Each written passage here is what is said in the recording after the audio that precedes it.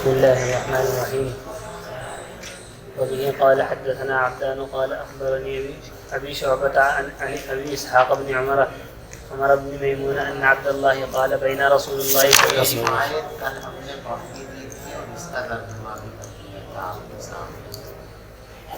حضرت امام بخاری رحمۃ اللہ علیہ کا مسئلہ ابتدائے صلاۃ کے لیے طہارت شرط ہے، بقائے صلاۃ کے لیے طہارت شرط نہیں ہے۔ یعنی جب آپ نماز شروع کر رہے ہیں اس وقت پاک ہونا ضروری ہے بدن کا اور کپڑوں کا۔ اگر اس وقت کسی آدمی کا بدن اور کپڑا ناپاک ہے تو اس کی نماز درست ہو سکتی نہیں، لیکن جس وقت اس نے نماز کو شروع کیا اس وقت تو اس کا کپڑا اور بدن پاک تھا۔ اب دوران نماز اس کے بدن پر یا اس کے کپڑوں پر نجاست لگ گئی تو اب اس نجاست کے لگ جانے کی وجہ سے اس کی نماز خراب نہیں ہوگی، اس کی نماز باقی رہے گی اور وہ اسی حال کے اندر اپنی نماز کو پورا کر سکتا ہے۔ اس حدیث سے استدلال اس طرح ہے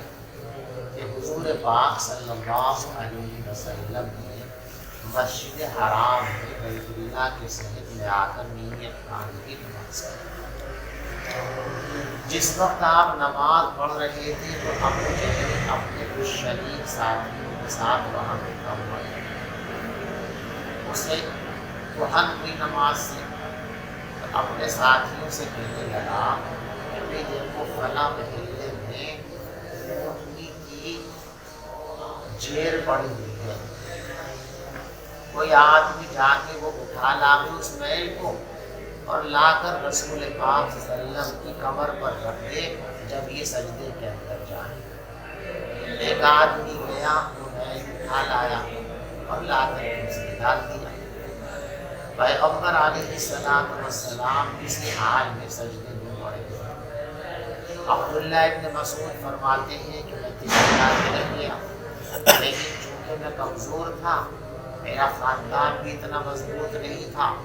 ان لوگوں سے مقابلہ کرنے کی سخت میرے اندر نہیں تھی، لہذا تو کچھ نہیں کر سکا، اس لیے دوڑا میں حضرت فاطمہ رضی اللہ تعالیٰ عنہا کے پاس گیا اور میں نے جا کر ان سے کہا، وہ آئی اور انہوں نے آ کر وہ غلاظت اور گندگی حضور پاک صلی اللہ علیہ وسلم کے اوپر سے ہٹا دی۔ جب وہ غلاظت ہٹ گئی تو آپ اٹھے اور آپ نے فوراً ان لوگوں کو دعا دی۔ استدلال امام بخاری رحمۃ اللہ علیہ کے جملے سے یہ ہے کہ دیکھو پیغمبر علیہ السلام سجدے میں تھے، جب وہ غلاظت ناپاکی گندگی آپ کے اوپر ڈالی گئی تو آپ بدستور سجدے میں پڑے رہے، سجدہ آپ کا جاری رہا۔ سجدہ جاری رہا تو مطلب یہ ہے کہ نماز جاری رہی۔ تو اگر دوران صلاۃ آنے والی لگنے والی نجاست مفسد صلاۃ ہوتی، مبطل صلاۃ ہوتی، تو جیسے ہی حضور پاک صلی اللہ علیہ وسلم کی قبر پر وہ نجاست ڈالی گئی تھی، آپ فوراً اپنی نماز کو ختم کر دیتے، سجدے کو ختم کر دیتے، لیکن آپ کا سجدہ جاری رہا۔ سجدہ جاری رہا تو نماز جاری رہی، اور نماز جاری رہی تو مسئلہ طے ہو گیا کہ بقائے صلاۃ کے لیے طہارت ضروری نہیں ہے، یعنی دوران نماز اگر گندگی پڑ جائے تو اس سے نماز میں کوئی خرابی نہیں آتی ہے۔ سمجھیے استدلال۔ لیکن حضرت امام بخاری رحمۃ اللہ علیہ کا اس واقعے سے یہ استدلال تام نہیں، یہ دلیل آپ کی مضبوط نہیں، اس لیے کہ اس روایت میں اس بات کا قرینہ صاف موجود ہے کہ آپ نے نماز کو بیچ میں ترک کر دیا۔ اگر نماز آپ کی باطل نہ ہوتی، فاسد نہ ہوتی، تو آپ نماز پوری فرماتے۔ دیکھو روایت میں یہ ہے کہ آپ سجدے میں پڑے رہے، جیسے ہی حضرت فاطمہ رضی اللہ تعالی عنہا نے وہ گندگی آپ کی قبر سے اٹھائی تو آپ نے سر اٹھایا اور ان کو بد دعا دینی شروع کر دی۔ اگر آپ کی نماز باقی ہوتی، جاری ہوتی، تو سجدے کے بعد کا جو عمل ہے تشہد اور قعدہ، پہلے آپ وہ عمل فرماتے، پھر سلام پھیرتے، اس کے بعد بد دعا کا سلسلہ شروع فرماتے۔ آپ تو سجدے سے اٹھتے ہی فوراً بد دعا کے اندر مشغول ہو گئے۔ دیکھو اٹھنے پہ تمہارے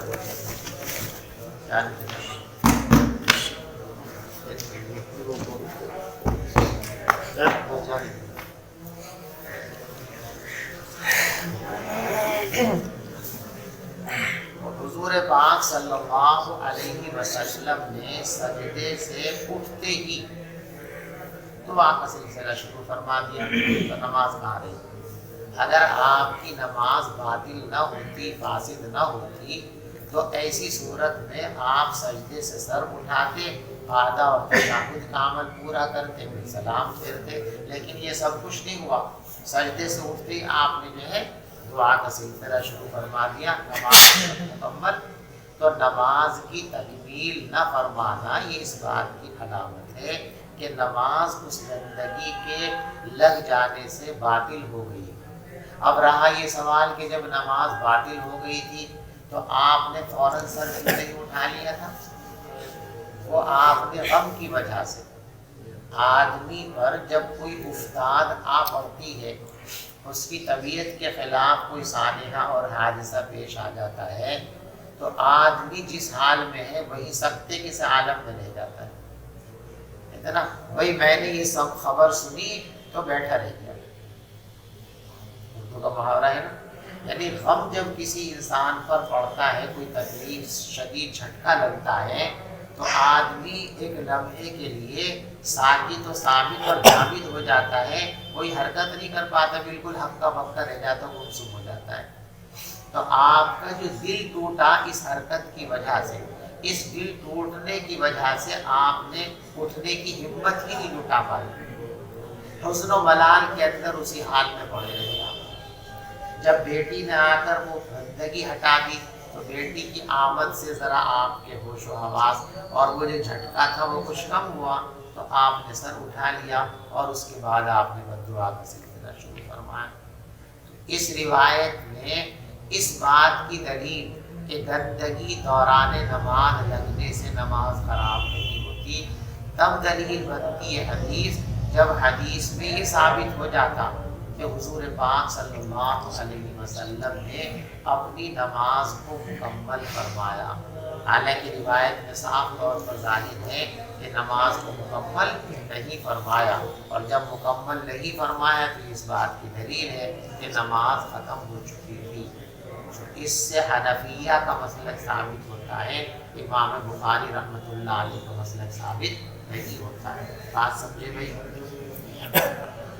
کان یصلی عند البیت، حضور بیت اللہ کے پاس نماز پڑھ رہے تھے اور ابو جہل اور اس کے کچھ ساتھی بیٹھے ہوئے تھے۔ اچانک ان میں سے انہوں نے آپس میں ایک دوسرے سے کہا، ایکم یجیء بصلاۃ جزور۔ دیکھو جزور صلاح کا ترجمہ بعض لوگوں نے کیا ہے بوجھڑی، لیکن یہ ترجمہ صحیح نہیں ہے۔ صلاح کا اصل ترجمہ ہے وہ جھلی جس میں بچہ پیک ہوتا ہے۔ رحم مادر کے اندر جب بچے کی تخلیق ہوتی ہے تو اس بچے کی حفاظت کے لیے اللہ کا انتظام یہ ہے کہ اس پر ایک خاص قسم کی جھلی کا پیکنگ ہوتا ہے، پیک ہوتا ہے، تاکہ رحم کی جو آلائشیں اور گندگیاں ہیں وہ اس کو آلودہ نہ کر سکیں۔ جب اس کی ولادت کا وقت قریب ہوتا ہے اور درد سے اٹھتا ہے تو درد کی شدت کی وجہ سے وہ جھلی کٹتی ہے، اور اس جھلی کے اندر ایک چکنا سیال مادہ ہوتا ہے جس کی وجہ سے وہ بچہ اس کے اندر گھومتا رہتا ہے، زندہ ہوتا ہے نا، گھومتا رہتا ہے ادھر سے ادھر، محسوس بھی کیا جاتا ہے۔ تو اگر وہ سوکھی جھلی ہوتی تو وہ چپک جاتی، ادھر گھوم جاتا اس کا۔ اللہ اس جھلی کے اندر جو ہے وہ ایک سیال پانی رکھتے ہیں جو چکنا ہوتا ہے، اسی میں بچہ گھومتا رہتا ہے، جب درد ذہ ہوتا ہے تو دواؤں سے وہ جھلی پھٹتی ہے، اور وہ جھلی پھٹنے کے بعد وہ جو اندر چکنا پانی ہے وہ آتا ہے، اس سے راستہ چکنا ہو جاتا ہے، تو آسانی کے ساتھ بچہ باہر آ جاتا ہے۔ وہ جو جھلی ہے جس میں جو ہے پیکنگ ہوتی ہے، پہلے تو بچہ پیدا ہوتا ہے، بچہ پیدا ہونے کے بعد پھر اور ہلکا سا ایک درد ہوتا ہے، اس درد کے نتیجے کے اندر یہ جھلی آتی ہے، جس کو میل بھی کہتے ہیں اور جیل بھی کہتے ہیں۔ بھینس بکری وغیرہ کو آپ نے دیکھا ہوگا بھی آتے ہوئے،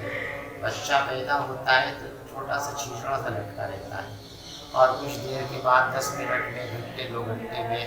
وہ پھر ایک جو ہے ایسے چھیچڑے کا ایک بڑا حصہ نکلتا ہے، اس کو لوگ اٹھا کر کے پھینک دیتے ہیں، اس کو میل بھی کہتے ہیں، اس کو جیل بھی کہتے ہیں، مارے جاتے ہیں۔ اسی کو عربی زبان کے اندر سلا کہتے ہیں۔ سمجھ میں آ رہی بات؟ تو اوجھڑی جن لوگوں نے اس کا ترجمہ کیا وہ صحیح، یعنی کسی اونٹنی کا بچہ پیدا ہوا تھا، اس کا وہ میل پڑا ہوا تھا، وہ میل ان بدبختوں نے لا کر پیغمبر علیہ السلام کی عمر پر ڈالا تھا۔ آپس میں کہنے لگے کون ہے جو فلاں قبیلے کے اونٹ کا میل لائے اور اس کو محمد کی کمر پر ڈال دے جب وہ سجدے میں ہیں۔ فانبعث اشقى القوم، تو ان میں جو سب سے زیادہ بدبخت تھا وہ اٹھا، فجاء به،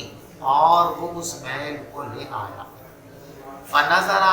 انتظار کرتا رہا یہاں تک کہ حضور پاک صلی اللہ علیہ وسلم سجدے میں تشریف لے گئے، وضعه علی ظہرہ بین کتفیہ، تو اس ظالم نے وہ گندگی آپ کی کمر پر دونوں شانوں کے درمیان رکھ دی، وَأَنَا أَنظُرُ،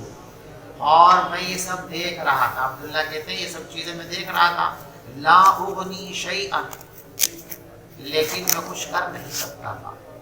لو کانت لی منعۃ، کاش میرے پاس قوت ہوتی، میں کمزور تھا اس لیے کچھ نہیں کر سکا، طاقت ہوتی تو میں سب کچھ کر دیتا۔ قال فجعلوا يضحكون ويغير بعضهم على بعض،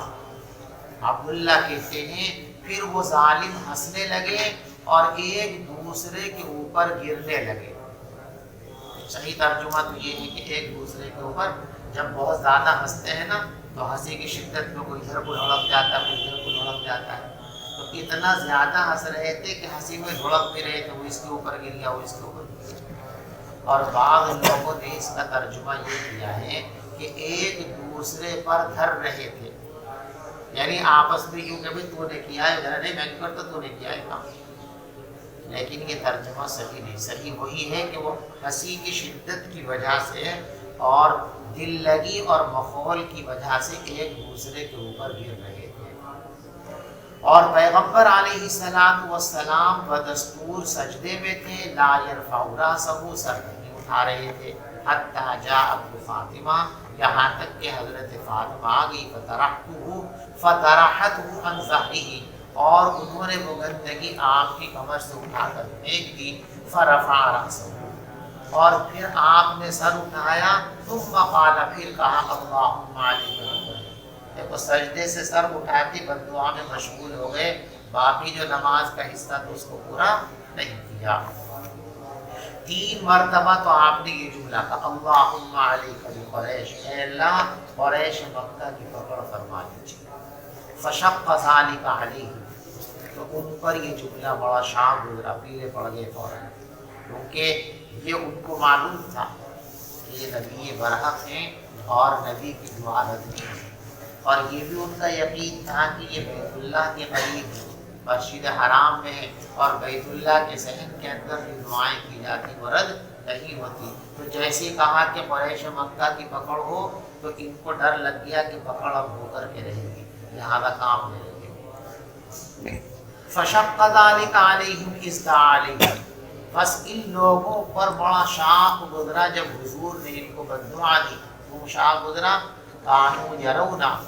یہ سمجھتے تھے اس بات کو کہ اس شہر کے اندر کی جانے والی دعائیں مقبول ہوتی ہیں۔ ثم صلی، پہلے تو آپ نے مطلقاً فرمایا کہ ان سب کی پکڑ ہو جائے، پھر نام بنام ان کے لیے بددعا،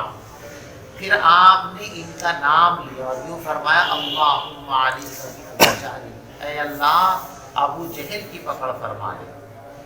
وعلیک بعتبہ، اور فرمایا اے اللہ عتبہ ابن ربیعہ کی پکڑ فرما لے، وشیبہ ابن ربیعہ، اور شیبہ ابن ربیعہ کی پکڑ فرما لے، والولید ابن عتبہ، اور ولید ابن عتبہ کی پکڑ فرما لے، وأمیہ ابن خلف، اور امیہ ابن خلف کی پکڑ فرما لے، وعقبہ ابن ابی معیط، اور عقبہ ابن ابی معیط کی پکڑ فرما لے، وعد السابعہ، اور آپ نے ساتویں کا بھی نام لیا تھا، فلم یحفظہ، لیکن وہ اس کا نام یاد نہیں رکھ سکے، بین سطور میں لکھا وہ ساتواں کون تھا، وہ عمارۃ بن الولید بن المغیرہ، یہ ساتواں شخص جس کو نام لے کر آقا نے بددعا دی تھی یہ عمارہ ابن ولید ابن مغیرہ ہے۔ فوالذی نفسی، اس وقت آپ نے بددعا دی تھی، پھر وقت گزر گیا، ہجرت ہو گئی، غزوہ بدر کا نمبر آیا، جن جن لوگوں کا نام لے کر حضور نے بددعا فرمائی تھی یہ سارے کے سارے لوگ بدر کے میدان کے اندر فنا فنا ہوئے، سب کو وہی قتل کیا گیا اور پھر بدر کے گڈھے میں اٹھا کر ان کے لاشوں کو پھینک دیا گیا۔ بس خدا کی قسم میں نے دیکھا ان تمام لوگوں کو جن کا نام لیا تھا رسول پاک صلی اللہ علیہ وسلم نے کہ وہ بدر کے گڈھے میں پڑے ہوئے تھے، یعنی سب یہاں مارے گئے اور سب کے لاشیں گڈھے کے اندر پھینک دیے گئے۔ باب البزاق والمخاط ونحوه في الثوب قال عروة عن المسور ناک کی ریزش اور بلغم اور تھوک وہ کپڑے میں لے لینا۔ دیکھو ناک کی ریزش جو ہے رینٹ جسے کہتے ہیں وہ پاک ہے، تھوک جو اندر سے نکلتا ہے جمع ہوا جس کو بلغم کہتے ہیں وہ پاک ہے، لہذا وہ کسی کپڑے پر لگ جائے تو کپڑا پاک رہے گا، ناپاک نہیں ہوگا۔ اور نماز میں اگر کسی کو بلغم اور رینٹ آ جاوے تو اس کا طریقہ یہ کہ کپڑے میں لے کر کے اس کو مل دے تاکہ نماز کے اندر خلل نہ ہو اور اس طرف متوجہ نہ ہونا پڑے۔ باب البزاق والمخاط، تھوک یعنی بلغم اور رینٹ اور اس جیسی چیزیں کپڑے میں لگی ہوں تو کیا ہو۔ وقال عروة عن المسور ومروان خرج رسول اللہ، صلح حدیبیہ کے موقع پر، یعنی جب آپ اپنے کام کے نتیجے میں عمرے کے لیے تشریف لے گئے تھے اور مکے والوں نے آپ کا راستہ روکا تو آپ بچتے رہے، اس راستے سے چلا جاؤں اس سے چلا جاؤں، پھر آخر اسی طریقے سے حدیبیہ میدان میں پہنچ گئے، وہاں کفار سے مذاکرات شروع ہوئے اور پھر آپ نے وہاں پر صلح کی جو صلح حدیبیہ کے نام سے مشہور ہے، پوری تفصیل ہے۔ بہرحال اس موقع کا ایک واقعہ یہ بیان کرتے ہیں کہ حضور پاک صلی اللہ علیہ وسلم کے صحابہ آپ کے ایسے عاشق جانثار اور دیوانے تھے کہ حضور پاک صلی اللہ علیہ وسلم اگر تھوکنا چاہتے تھے اور آپ تھوکتے تھے تو صحابہ نے کبھی آپ کا تھوک زمین پر نہیں گرنے دیا، ہاتھوں میں لیتے تھے، اپنے کپڑوں میں مل لیا کرتے تھے، اپنے چہروں پر مل لیا کرتے تھے، اپنے بدن پر مل لیا کرتے تھے۔ تو اب صحابہ حضور کا تھوک لے کر کپڑوں پر مل لیتے تھے، منہ پر مل لیتے تھے، تو معلوم ہوا کہ تھوک کیا ہے، پاک ہے۔ اس لیے کہ اگر ناپاک ہوتا تو صحابہ کرام اس کو چہرے پر کیوں ملتے، کپڑے پر کیوں لگاتے، ہاتھوں پر کیوں ملتے۔ عروہ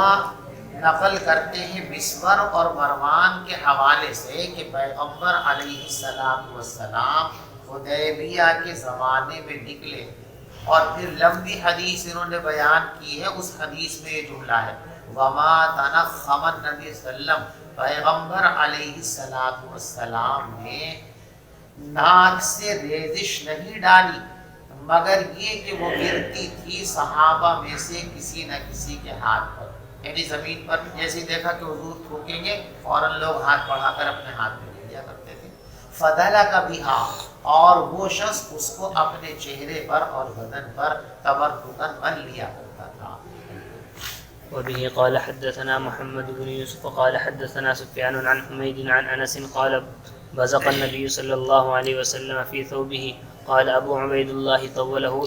ابن أبي مريم قال أخبرنا يحيى بن أيوب قال حدثني حميد قال سمعت أنسا عن النبي صلى الله عليه وسلم. پیغمبر علیہ السلام نے اپنے کپڑے میں تھوکا ہے، یعنی نماز کے دوران اگر منہ میں تھوک جمع ہو گیا، کھانسی اٹھی، بلغم نکل آیا، تو کیا کریں؟ بہت سے لوگ ایسے کہ اسے ایسے منہ میں روکے رکھتے ہیں، ایسے تھوکو.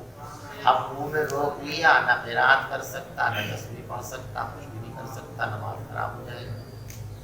منہ میں نہیں روکنا چاہیے. جہاں آپ نماز پڑھ رہے ہیں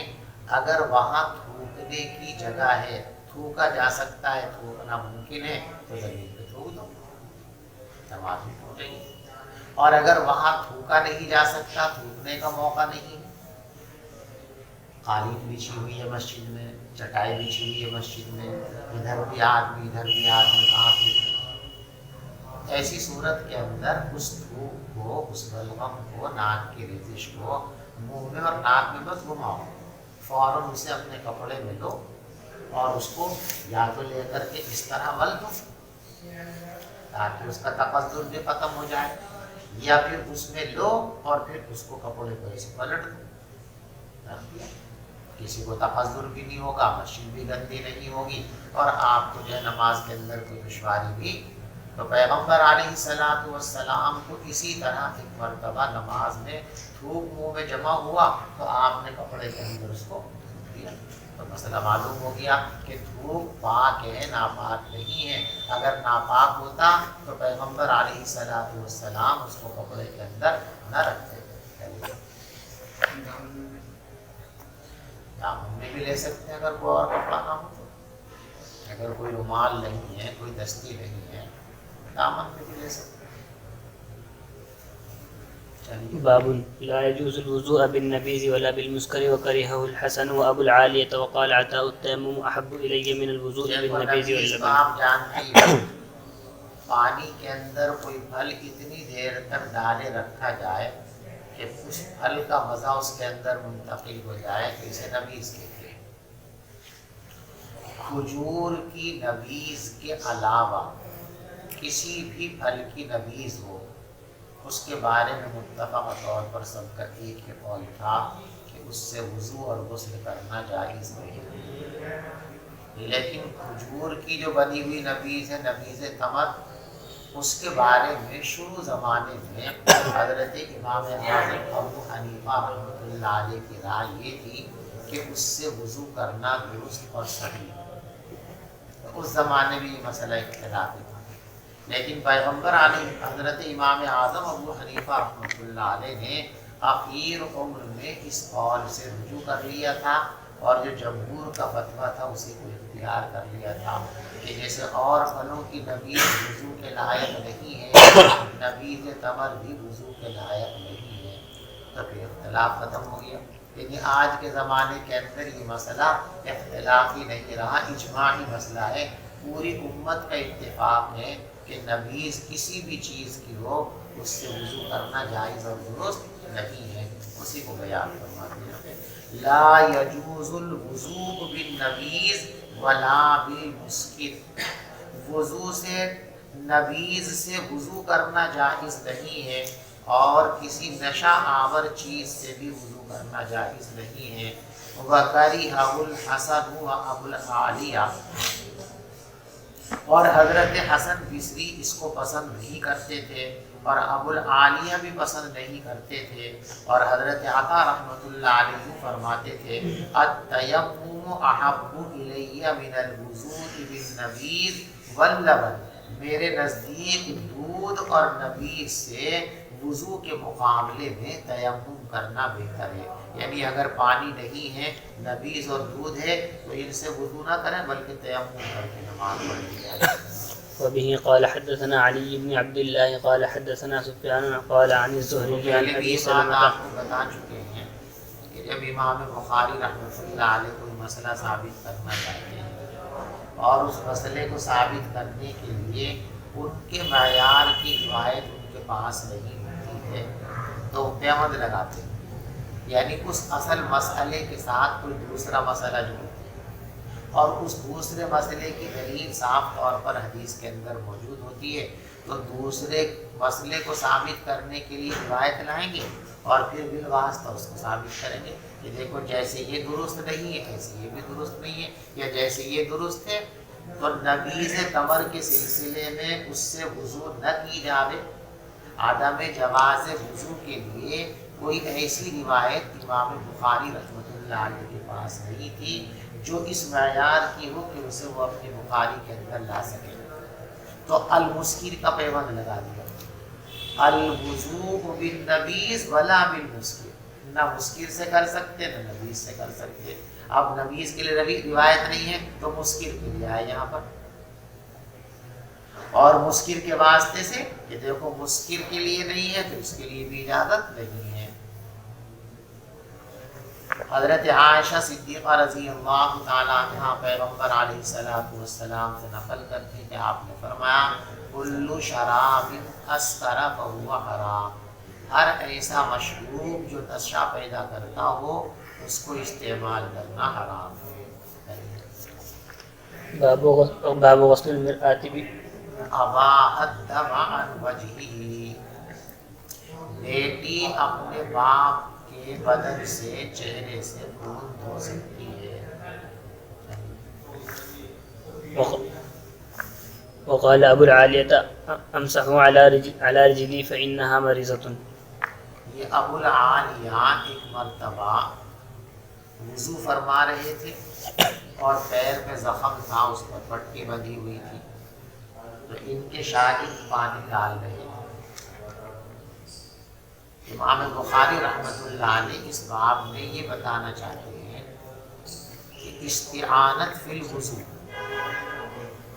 متوضی کے اعضاء کو کوئی دوسرا آدمی دھوئے تو عام حالات کے اندر یہ چیز مکروہ ہے، لیکن اگر عذر اور مجبوری کی وجہ سے ایسا کیا جائے تو جائز ہے۔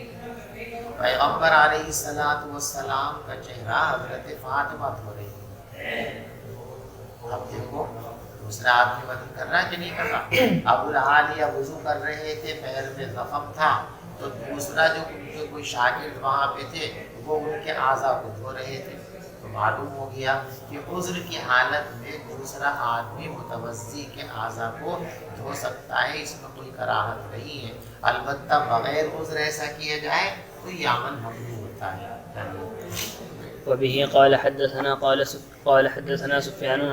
سفيان بن عيينة عن أبي حازم سمع سهل بن سعد الساعدي وسأله الناس وما بيني وبينه أحد بأي شيء دُوِيَ جرح النبي صلى الله عليه وسلم فقال ما بقي أحد أعلم به مني كان علي يجيء بترسه فيه ماء وفاطمة تغسل عن وجهه الدم فأخذ حصير ابو حازم رحمۃ اللہ علیہ سے مروی ہے کہ انہوں نے حضرت سہل بن سعد الساعدی رضی اللہ تعالیٰ عنہ کو فرماتے ہوئے سنا۔ اب سنا تھا جی، حال بتاتے وسألہ الناس، جب لوگوں نے آپ سے پوچھا تھا، کیا چیز پوچھی تھی؟ یہ بیچ میں دوسری چیز ای شیء دُوِیَ، جب لوگوں نے آپ سے پوچھا تھا کہ پیغمبر علیہ السلام کے زخم کا علاج کس چیز سے کیا گیا تھا۔ اب یہ بیچ میں جملہ معترضہ ہے، ابو حازم کہتے ہیں وما بینی و بینہ احد، یہ اپنی روایت کی توثیق کے لیے فرما رہے ہیں، یعنی ایسا نہیں میں دور تھا تو ہو سکتا سننے میں فرق ہو گیا ہو، میں اتنے قریب تھا کہ میرے اور سہل کے درمیان کوئی دوسرا شخص، تو جو سوال کیا گیا اور جو جواب دیا گیا وہ میں نے بالکل ٹھیک طریقے سے سنا اور یاد کیا ہے، اس میں کسی تردد کی گنجائش نہیں۔ جب لوگوں نے آپ سے پوچھا کہ کس چیز سے زخم کا علاج کیا گیا تھا، اور اس وقت میرے اور آپ کے درمیان کوئی نہیں تھا، فقال ما بقی احد، جب لوگوں نے پوچھا حضرت سہل سے کہ حضرت ذرا یہ بتائیے کہ حضور پاک صلی اللہ علیہ وسلم کے جب زخم ہو گیا تھا تو کس چیز سے آپ کا علاج کیا گیا تھا؟ کیا چیز اس زخم کے اوپر لگائی ہوئی تھی؟ تو جواب دینے سے پہلے ایک آج بہت اچھا کیا، تم نے مجھ سے پوچھ لیا اس وقت میرے علاوہ کوئی ایسا شخص یہاں نہیں ہے جو اس واقعے کو جانتا ہو، بس میں ہی جاننے والا ہوں۔ تو تم نے بالکل صحیح آدمی سے سوال کیا ہے۔ تو حضرت سہل نے فرمایا اب کوئی ایسا شخص باقی نہیں رہا جو اس بات کو مجھ سے زیادہ جانتا ہو۔ اب اصل چیز بیان کی، جواب یہاں سے شروع ہوا۔ بھی ائی شہید ہوئی، حضور کے زخم کا علاج کس چیز سے کیا گیا تھا؟ تو پہلے تھے تمہیدی جملہ کہ تم نے بالکل صحیح آدمی سے پوچھا، اس وقت میں اس واقعے کا واقف تھا۔ اب جواب دیا کان علی یجیء بترسہ فیہ ماء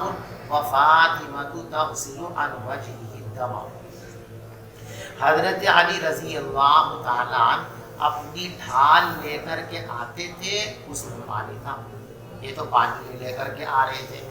اور فاطمہ آپ کے چہرے سے خون دھو رہی تھی۔ یہ ترجمۃ الباب ہے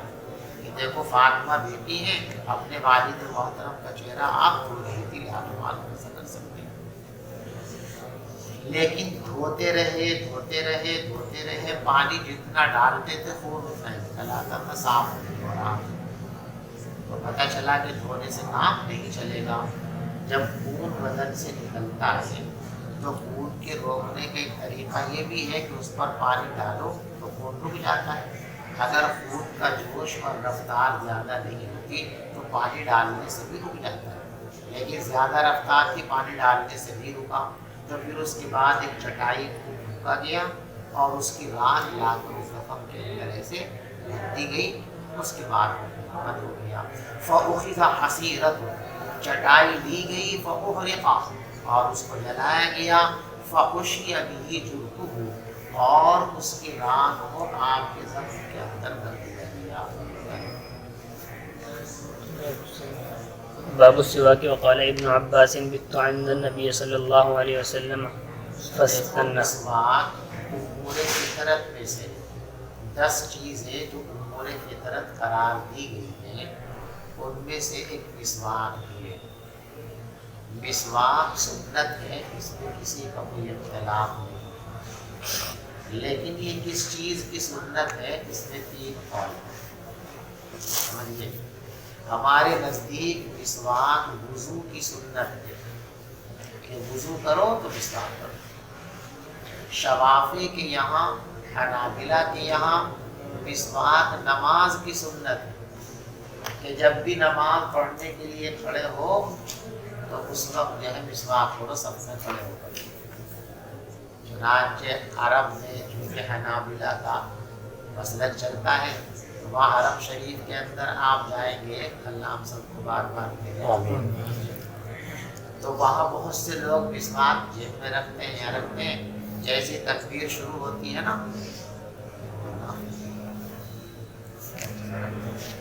جیسی تکبیر شروع ہوتی ہے، اقامت شروع ہوتی ہے، وہ جلدی سے مسواک نکالیں گے، کریں گے اور جیب میں رکھیں گے۔ میرے نزدیک یہ سنن صلاۃ میں سے نماز کی سنت ہے، لہذا جب نماز پڑھنا شروع کرو تو پہلے مسواک کرو۔ ہمارے نزدیک یہ کیا ہے؟ وضو کی سنت ہے کہ جب وضو کرو تو مسواک کیا کرو۔ اور حضرت شاہ ولی اللہ محدث دہلوی رحمۃ اللہ علیہ نے حجت اللہ البالغہ کے اندر یہ لکھا ہے کہ مسواک سنت اسلام، نہ سنت نماز ہے نہ سنت وضو ہے، بلکہ من سنن الاسلام، یہ اسلام کی سنتوں میں سے ہے۔ اسلام کا تقاضا یہ ہے کہ جب بھی منہ کے اندر اس طرح کا تقاضا محسوس ہو تو فوراً مسواک کرنی چاہیے۔ چنانچہ حضور پاک صلی اللہ علیہ وسلم جب گھر میں تشریف لاتے تھے تو سب سے پہلے مسواک کرتے تھے۔ نسائی شریف کے اندر آپ نے روایت پڑھ لی ہو یا پڑھ لیں کہ حضرت عائشہ سے پوچھا گیا کہ ای شیء، حضور پاک صلی اللہ علیہ وسلم جب گھر میں تشریف لاتے ہیں تو سب سے پہلے کیا کرتے ہیں؟ آپ نے فرمایا بدأ بالسواک، گھر میں داخل ہوتے ہی حضور پاک صلی اللہ علیہ وسلم مسواک فرماتے ہیں۔ کیا کرتے ہیں؟ تو شاہ ولی اللہ محدث دہلوی رحمۃ اللہ علیہ کے نزدیک یہ نہ سنن وضو میں سے ہے اور نہ سنن صلاۃ میں سے ہے، بلکہ من سنن الاسلام ہے۔ وبه قال حدثنا ابو النعمان قال حدثنا حماد بن زيد عن غيلان. مسواک معمولی درجے کی ایک لکڑی ہے، ایک چھوٹی سی چیز ہے، اور معمولی چیزیں چھوٹوں کو دی جاتی ہیں۔ حضور پاک صلی اللہ علیہ وسلم نے خواب میں مسواک فرمائی، اور خواب ہی میں آپ نے یہ سوچتے ہوئے کہ معمولی درجے کی چیز ہے، جو سب سے چھوٹا آپ کی مجلس میں تھا اس کی طرف مسواک پڑھا دی۔ تو جبریل امین نے آ کر فرمایا کبیر، چھوٹوں کو نہیں، یہ مسواک بظاہر بہت سستی چیز ہے، بے قیمت چیز ہے، بے حیثیت چیز ہے، لیکن اسلام کے ایک جو ہے حکم ہونے کی بنیاد پر یہ بڑی اہم ہے، اور اہم چیزیں پہلے بڑوں کو دی جاتی ہیں، چھوٹوں کو نہیں دی جاتی، اس لیے بڑوں کو۔ تو پیغمبر علیہ السلام نے خواب ہی وبه قال حدثنا ابو النعمان قال حدثنا حماد بن زيد عن غيلان بن جرير عن ابي بردة عن أبيه قال أتيت النبي صلى الله عليه وسلم فوجدته يستن بسواك بيده يقول اوعوا والسواك في فيه كأنه يتحبع۔ میں حضور کے پاس آیا تو میں نے آپ کو مسواک کرتے ہوئے پایا، جو مسواک آپ کے ہاتھ میں تھی، اور آپ کو کہہ رہے تھے۔ دیکھو کوئی قصداً آپ جملہ تکلم نہیں فرما رہے، بلکہ جب حلق کی طرف منہ میں کوئی چیز جاتی ہے تو فطرتاً حلق سے آواز نکلتی ہے، قدرتی، وہ کوئی تکلم نہیں ہوتا۔ اسی لیے جو آواز اس وقت نکل رہی تھی اس کو راویوں نے مختلف لفظوں سے تعبیر کیا ہے، کیونکہ جس نے اس مخصوص آواز کو تکلم کی جو ہے زیادہ مناسب سمجھی لفظوں کی، وہ لفظوں کا لبادہ اس کو پہنانے کی کوشش کی۔ تو یہ باقاعدہ تکلم نہیں تھا کہ آپ مسواک کرتے ہوئے کوئی خاص جملہ بولنا چاہتے تھے یا بول رہے تھے، کچھ بھی نہیں بول رہے تھے، نہ بولنے کا موقع تھا۔ تو یقول کا مطلب یہ نہیں کہ آپ باقاعدہ بول رہے تھے، بلکہ فطرتاً اور قدرتی طور پر، اضطراری طور پر وہ آواز پیدا ہو رہی تھی آپ کے حلق سے، اور آپ کو فرما رہے تھے، اور مسواک آپ کے منہ میں رکھی ہوئی تھی۔ ایسا لگ رہا تھا کہ آپ کو پے آ جائے، کوئی بھی چیز آپ حلق کی طرف لے جائیں گے تو ایک دم ہوتا ہے جیسے الٹی ہو جائے گی، پے ہو جائے گی، تو وہ جو پے ہونے کے وقت آواز ہوتی تھی ایسے ہی ہو رہا تھا، اور اسی کو نظر کو سے تعبیر کر دیا۔ وبه قال حدثنا عثمان بن ابي شيبه قال حدثنا جرير عن منصور عن ابي وائل عن حذيفه قال كان النبي صلى الله عليه وسلم اذا قام من الليل يشوف فاه بالسواك۔ حضور پاک صلی اللہ علیہ وسلم جب رات کو اٹھتے تھے تو اپنے منہ کو مسواک سے صاف کیا کرتے تھے۔ باب دفع السواك الى الاكبر۔ وقال عفان حدثنا صخر بن جبير مسواک بڑے کو دی جائے، چھوٹے کو نہیں بلکہ بڑوں کو۔ وقال عفان حدثنا صخر بن جويرة عن نافع عن ابن عمران النبي عن ابن عمر أن النبي صلى الله عليه وسلم قال أراني أتسوق بسواك فجاءني رجلان أحدهما أكبر من الآخر فناولت السواك إلا سواك الأصغر منها۔ پیغمبر علیہ السلام فرماتے ہیں کہ مجھے خواب دکھایا گیا کہ میں مسواک کر رہا ہوں، اسی دوران دو آدمی میرے پاس آ گئے، ان میں سے ایک دوسرے سے بہت بڑا تھا۔ فناولت السواک الاصغر، تو میں نے مسواک دے دی ان دونوں میں سے چھوٹے۔ فقیل لی، تو مجھے بتایا گیا کبر، بڑوں کو دو۔ فدفعته الى الاکبر منهما، تو میں نے ان دونوں میں سے بڑے کو مسواک دے دی۔ قال ابو عبداللہ اختصرہ نعیم عن ابن مبارک عن اسامہ عن نافع عن ابن عمر۔ نعیم نے بھی اس روایت کو عبداللہ ابن مبارک کی سند سے نقل کیا ہے، لیکن اختصار کے ساتھ نقل کیا ہے۔ باب فضل من بات على الوضوء. وبه قال حدثنا محمد بن مقاتل قال أخبرنا عبد الله قال أخبرنا سفيان عن منصور عن سعد بن عبيدة عن البراء بن عازب قال قال النبي صلى الله عليه وسلم إذا أتيت مضجعك فتوضأ. سونے کی فضیلت، ہر وقت آدمی کو باوضو رہنا چاہیے۔ حدیث پاک میں ہے تو ہر وقت باوضو رہنے کی کوشش کرتا ہے، اور جب مرے گا تو اس کو شہادت کا درجہ نصیب۔ سونے کا وقت ہو تو سونا بھی باوضو چاہیے۔ اگر وضو ٹوٹ بھی گیا ہے تو باقاعدہ قصداً وضو کریں، تب سونے کی کوشش کریں، اور سوتے وقت اس دعا کا اہتمام کریں۔ یہاں پر فضل من بات علی الوضوء، اس شخص کی فضیلت کا بیان جو باوضو سوتا ہے۔ اور جی براء بن عازب رضی اللہ تعالیٰ عنہ فرماتے ہیں کہ نبی پاک صلی اللہ علیہ وسلم نے مجھ سے فرمایا، اذا اتیت مضجعک، جب تم اپنے بستر پر آؤ، فتوضأ وضوءک للصلاۃ، تو جیسا وضو نماز کے لیے کیا جاتا ہے ویسا وضو، یعنی مکمل وضو کرو۔ وضو سے ہاتھ دھونا مراد کہ پورا وضو کرو۔ فتوضأ، تو تم اس طرح وضو کیا کرو جس طرح نماز کے لیے وضو کرتے ہو۔ ثم اضطجع علی شقک الایمن، پھر داہنی کروٹ پر لیٹ جایا کرو۔ ثم قل، اور پھر لیٹ کر یہ دعا پڑھا کرو، اللہم اسلمت وجہی الیک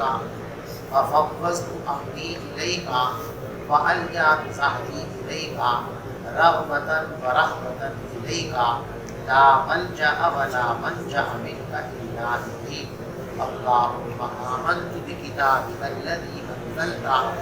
وبنبیک الذی ارسلت۔ یہ دعا ہے کہ وضو کرو اور وضو کرنے کے بعد یہ دعا کرو۔ لیکن اسی رات میں اگر آپ کا انتقال ہو گیا تو آپ کا خاتمہ میں خیر سمجھا جائے گا، ایمان پر آپ کی موت سمجھی جائے گی۔ یہ روایت کتاب العلم کے اندر بھی آپ پڑھ چکے ہو، پڑھے ہوئے کو دہرانے کے عنوان سے۔ کہتے میں نے حضور کے سامنے اس دعا کو دہرایا تاکہ اندازہ ہو جائے کہ میری سبھی یاد ہو گئی۔ جب میں نے اس دعا کو پڑھا تو ایک لفظ میں نے بدل دیا۔ حضرت نے تو فرمایا تھا وَالنَّبِيِّكَ الَّذِي أَرْسَلْتَ، کہ میں ایمان لایا آپ کے اس نبی پر جس کو آپ نے نبی بنا کر کے بھیجا۔ میں نے بجائے نبی کے رسول پڑھ دیا، میں نے کہہ دیا آمنت بکتابک الذی انزلت وبنبیک الذی ارسلت۔ میں نے جو بدلا تو اس بدلنے پر پیغمبر علیہ السلام نے تب بھی فرمائی کہ سبق جو لفظ ہم نے بولے ہیں وہی حضور پاک صلی اللہ علیہ وسلم کے الفاظ میں ایک خاص برکت ہے، اور کبھی کبھی الفاظ بدلنے سے معنی اور مفہوم بدل جاتے ہیں، تو دعا کے اندر خاص طور سے روایت بھی معنی نہیں کرنی چاہیے، کوشش کرنی چاہیے کہ دعا کے جو الفاظ پیغمبر علیہ السلام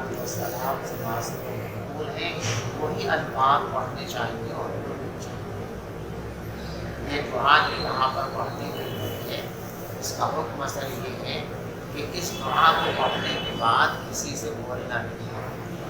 اگر بولنے کی ضرورت پیش آئی کسی سے بات کر لی تو پھر دوبارہ پڑھنا چاہیے، یعنی اس دعا کو پڑھنا اور اس پر یہ ثمرہ مرتب ہونا کہ اس کا خاتمہ ایمان پر خاتمہ شمار کیا جائے گا، یہ اس صورت میں ہوگی فضیلت حاصل جبکہ سونے کے درمیان اور اس دعا کے پڑھنے کے درمیان کوئی اجنبی کا نام نہ ہو۔ سمجھ گئے بات میں؟ فَإِن مُتَّ مِن لَيْلَتِكَ، بس اگر تم اسی رات میں انتقال کر گئے فَأَنْتَ عَلَى الْفِطْرَةِ، تو تم دین فطرت پر ہو۔ وَجْعَلْهُنَّ آخِرَ مَا تَتَكَلَّمُ بِهِ، اور تم ان کلمات کو اپنی گفتگو کا بالکل اخیر بنا لیں۔ یعنی سب سے اخیر میں پڑھنی، اس کے بعد کچھ نہیں بولنا۔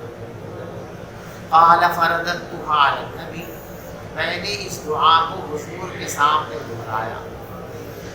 اور جب میں اللہم آمنت بکتابک الذی انزلت پر پہنچا تو میں نے کہہ دیا ورسولک، نبی کی جگہ کہہ دیا وبرسولک الذی ارسلت، آپ نے فرمایا کہ نہیں، یہی کہو وبنبیک الذی ارسلت، نبی کی جگہ رسول کا لفظ استعمال مت کرو۔ الفاظ ہوئی یہ تو قرآن کی آیت ہے، اس کے اندر بھی نہیں پڑھنا چاہیے۔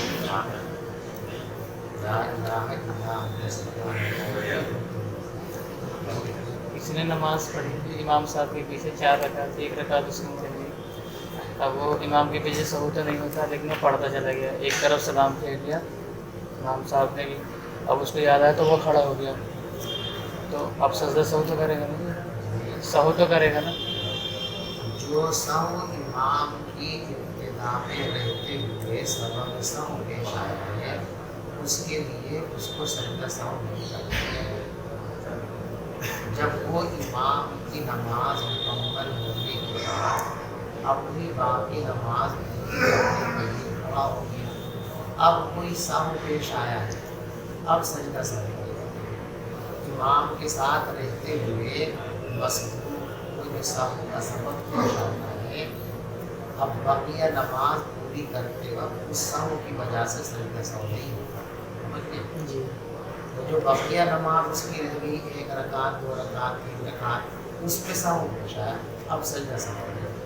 اگر امام کے ساتھ پڑھتا نہ آیا تھا، امام کے ساتھ کر سکتا نہ بات امام کے سلام کو ابتدا باقی۔ حنفیہ کے نزدیک دونوں طرف سلام پھیرنا واجب ہوتا ہے، تو نماز پوری اگر ایک ہی طرف اس نے سلام پھیر لیا اور ایسی چیز پیش آئے کہ نماز سے باہر ہی ہو گیا تو نماز تو اس کی ہو گئی۔ مثلاً جی حدث لائق ہو گیا، ایک طرف سلام ہی پھیرا تھا اس نے، تو نماز سے فارغ ہو گیا، نماز دوبارہ پڑھے گا۔ ایک ہی سلام سے نماز سے باہر ہو گیا، اب دوبارہ نماز کی اور میں کو اس کی نوبت بھی بتانے دیا، عوام کو بتانے کا کوئی مسئلہ نہیں، غلط استعمال کریں گے۔ اگر آپ امام کے ساتھ نماز میں شریک ہیں اور آپ تشہد پڑھ چکے، اندازہ ہے کہ امام بھی تشہد پڑھ چکا، تو تشہد تک معاملہ فرض اور واجب کا تھا، سب یہ آپ کی دعا اور درود ہے وہ سنت ہے۔ اگر ایسا کوئی گناہ کو لگ رہا کہ بس یہ خارج ہونے والی ہے، ایسا کچھ ہونے والا ہے، انتظار مت کرو، سلام اپنا دونوں طرف سلام کرو اور ضرورت سے بات کرو، اس کی نوبتی بنا کے کیا ہے۔ جب نماز پوری ہو جاتے ہیں، یعنی تشہد تک پہنچ گئے ہیں، ابھی درود و سلام ہے، یہ دعائے معصورہ پڑھ رہا ہے امام، ابھی سلام نہیں دے رہا، اور آپ کو کوئی عذر ہے تو آپ اس عذر کی وجہ سے امام کے سلام سے پہلے بھی سلام کے اپنی نماز پوری کر کے اپنے کام میں لگ سکتے ہیں۔ کسی کی رکعت نکل گئی اگر اور اس نے دونوں طرف سلام پھیر دیا، پھر وہ دوبارہ نماز پڑھے گا یا ایسے ہی بغیر بات کرے پوری کر سکتا ہے؟ ایسے ہی کھڑا ہو کے سجدہ سہو کر لے بس، نیت باندھنے کی بس وہ جو ہے اس کی 1 رکعت نکلی ہوئی ہے، اب اس کو جو ہے سلام پھیرنا نہیں تھا لیکن غلطی سے پھیر لیا، اس کے لیے تفصیل یہ ہے کہ اگر اس نے جو السلام علیکم کہا، اس کا السلام علیکم ٹھیک امام کے ساتھ ہے، امام نے السلام کی حمزہ جب نکالی ہے، ٹھیک اسی وقت اس کی حمزہ نکلی ہے، جس وقت امام کا میم نکلا ہے میم پیش منہ، اسی وقت اس کا نکلا ہے۔ اگر اس طرح معیت میں سلام پھیرا ہے تو پھر اس کو جو ہے سجدہ سہو کی ضرورت نہیں ہے، بس کھڑا ہو کر نماز پوری کرے گا۔ لیکن امام سے پہلے یا امام کے بعد اس کا تکلم سلام ہے، تو پھر اس کو اپنی بقیہ نماز پوری کرنے کے بعد سجدہ سہو کرنا پڑے گا۔ اب یہ اتنی باریکی کہ بالکل معیت کا تحقق ہوا یا نہیں ہوا، یہ حرکت و ناقص کے لیے اندازہ کرنا مشکل ہے، اس لیے مسئلہ یہ بتایا جاتا ہے کہ بھی اگر غلطی سے اس نے سلام پھیر دیا، چاہے ایک طرف پھیر دیا چاہے دو طرف پھیر دیا، تو اب بقیہ نماز پوری کر کے اس کو سجدہ سہو کرنا چاہیے۔ نیت باندھ لیا اگر نیت باندھ لیں گے یا نہیں؟ اگر تیسرے مطلب جیسے تیسری رکعت کے لیے کھڑے ہوں تو دوبارہ نیت باندھ لیں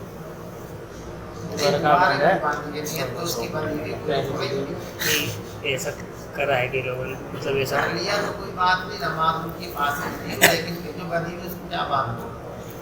جو بند کے کھل جائے اسے دوبارہ باندھے، ابھی کھلی کہاں؟ آخر میں سجدہ سہو نہیں کیا پھر تحلیل السلام، جو نیت باندھ دی نا آپ نے، اس کی گانٹھ کھلتی نہیں، ٹوٹ تو سکتی ہے، کھل نہیں سکتی، کھلے گی کب؟ وَتَحْلِيلُهَا السلام، وہ تو کھلے گی سلام سے، جب تک سلام نہیں پھرا تو کھلی کہاں، اور جب کھلی میں دوبارہ کی باندھ دی رہی ہے۔ ہمیں سجدہ سہو کرنا تھا آخر میں لیکن کیا نہیں، ایسے ہی سلام پھیر دیا دونوں طرف کو، پھر نماز دہرائی جائے کہ نہیں؟ اگر منافی صلاۃ کوئی عمل پیش آنے سے پہلے یہ احساس ہو گیا کہ ہم سجدہ سہو کرنا بھول گئے، فوراً سجدہ سہو کرنا، اور اگر منافی عمل پیش آ گیا، منافی صلاۃ عمل، تو پھر مثلاً موڑ کر کے چل دیا، قبلے کی طرف اس کی پشت ہو گئی، تو استقبال قبلہ اگر ختم ہو جائے تو یہ منافی صلاۃ ہے، یا باتیں کرنے لگا، اب نماز کے خلاف عمل پیش آ گیا تو اب یاد ہے، سلام تو پھیر دیا اس نے، لیکن ابھی کوئی ایسا عمل نہیں کیا جو منافی صلاۃ ہے، بیٹھا اسی جگہ اسی ہے، کچھ دیر گزرنے کے بعد یاد آ رہی سجدہ اٹھا کرنا تھا، تو بس وہیں اللہ اکبر کے سیدھا نکل چلا، اور اگر اٹھ جائے تو پھر نماز دہرانی پڑے گی۔ اٹھ بھی گیا تب بھی نہیں، بیٹھ کے اگلے سجدہ اٹھ کر کے گھوم گیا تب پورا۔ یاد آئی، یہ سیدھا قبلے کی طرف رہنا ہے نا، اس کا انحراف ہو گیا، اب یاد آئی، بیٹھا رہا یا کھڑا بھی ہو گیا لیکن انحراف نہیں ہوا قبلے سے،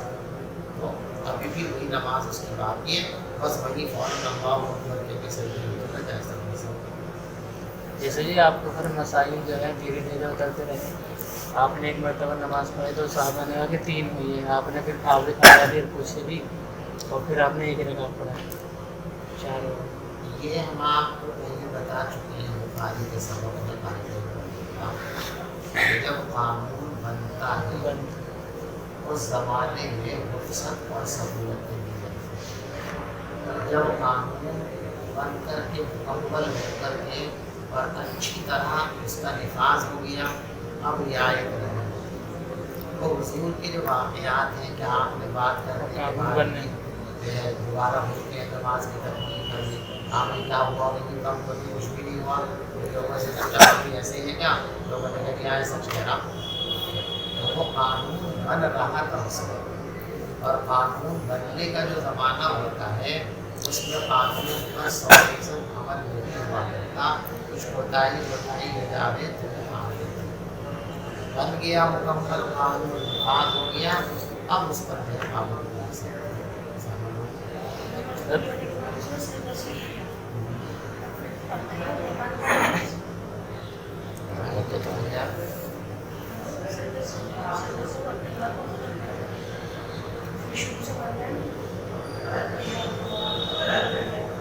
تو پڑھے گا بھائی، وہ سجدہ سہو کرنا بھول گیا تھا،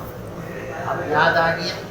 تو سجدہ سہو تو اسی طریقے سے جو طریقہ ہے، اور طریقہ وہی ہے کہ 2 سجدے کریں، اس کے بعد تشہد اسلام کے اب یہ سے کعبے کی طرف کو جی پیر کر کے سونا صحیح ہے یا سر کر کے سونا؟ جیسے جی اس میں ہے کوئی تو کہتا ہے کہ پیر کر کے سو جاؤ تب اٹھو گے تو تمہارا سینہ کعبے کی طرف رہے گا، اور اگر سر کر کے سو گے تب اٹھو گے تو پیٹھ کعبے کی طرف رہے گی، تو پیٹھ سے بہتر سینہ ہے، کچھ کا یہ کہنا ہے۔ شرعی معاملات کے اندر عملی گھوڑے بھی بڑھائی، اٹھو گے جب کیا ہوگا وہ تو بات کی چیزیں، لیٹے ہو تو کیا ہے، یہاں جو پوچھا جا رہا ہے وہ یہ پوچھا جا رہا ہے کہ لیٹتے وقت ہماری حالت کیا ہونی چاہیے، اور وہ جو جناب فرمانے کے ساتھ اٹھے گا تو سینہ ہوگا، یہ تو مسئولان نہیں ہے، مسئولان تو حالت استجاع ہے، لیٹنے کی حالت ہے، اور اس کے لیے استدلال آ رہے تھے حالت قیام سے ہمارا اٹھنے سے لیٹنے کی حالت ہے، تو اس میں کیا ہوتا ہے خلاف ادب جی حدیث میں مسئلہ ہے معاملے کا عمل کثیر سے رسلی نکالے تھے دیکھو جیب سے دستی نکالنا یہ عمل کثیر نہیں، ہمارا ہاتھ کیوں ہے یہ یوں گیا عمل کثیر، کس نے کہا کہ عمل کثیر؟ اب آدمی کشتی لڑنے لگے، جتنا کام ضروری ہے اس میں تو ہمارے قریب اور کبڈی کھیلنے لگے تو پھر اس کام کی جاری کبڈی کھیلنا تو پھر تو ہو جائے گا عمل کثیر، لیکن صرف دستی نکالنا تو عمل کثیر شامل ہے۔ جیسے تو آپ نے بتایا کہ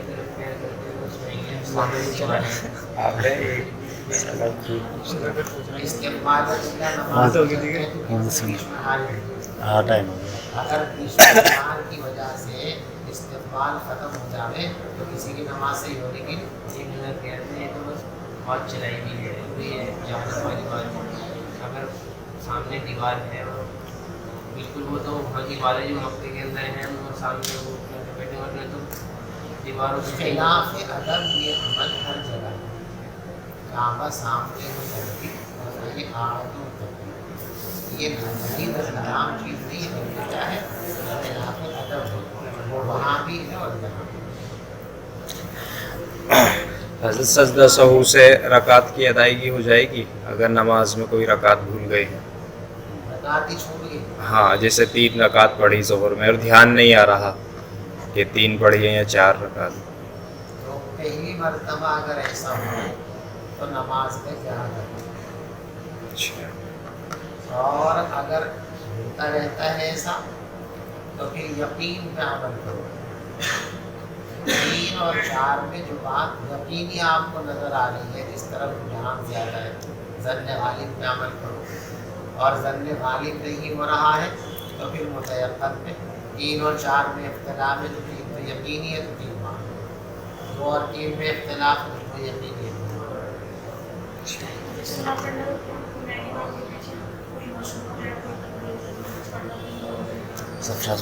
جب تک امام نے قراءت شروع نہیں کی ہے مسبوق اور غیر مسبوق سب کو ثنا پڑھنی چاہیے۔ جب امام اپنی قراءت شروع کر دے، اب کوئی مسبوق ہو یا غیر مسبوق ہو اب ثنا پڑھنے کی اجازت ہے۔